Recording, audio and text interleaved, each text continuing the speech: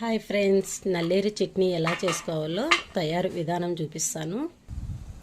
నల్లేరు చట్నీకి మనం చేతులకి కొంచెము నూనె అనేది అనుకోవాలా. ఎందుకంటే ఈ నల్లేరు తీసుకునేటప్పుడు మనం నూనె పట్టించుకోకుండా తీసుకున్నామంటేనా చేతికి నవ్వలు వస్తాయి.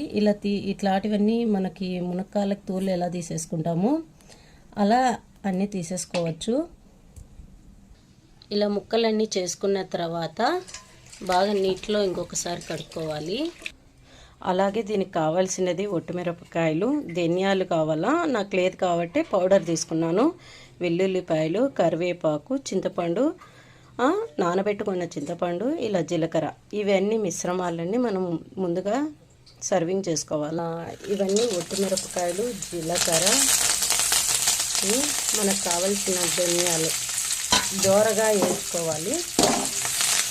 సిమ్లో పెట్టుకొని తీసుకుంటే బాగుంటుంది. ఇలా మిగిలి ఉంటుంది కదా, మనం వేపుడు చేసుకుని దాంట్లోకి మిగతాది ఇవి ముక్కలన్నీ చేసుకొని చిన్న చిన్న పీసులు చేసుకొని వేసుకుంటే మనకి బాగుంటుంది. ఇవి బాగా దూరగా వేగాల.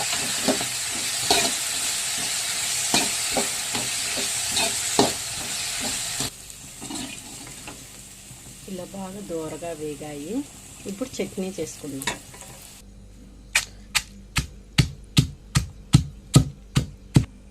ఇలా మెత్తగా దంచుకున్న తర్వాత మళ్ళీ చింతపండు వేసేసుకుండేది.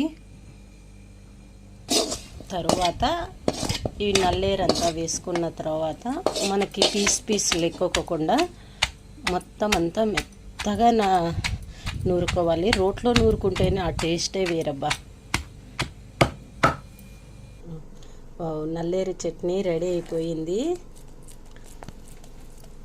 ఎంత మంచి వాసన వస్తుంది. ఇప్పుడు వేడి వేడి అన్నంలోకి నల్లేరు చట్నీ వేసుకొని తినాల.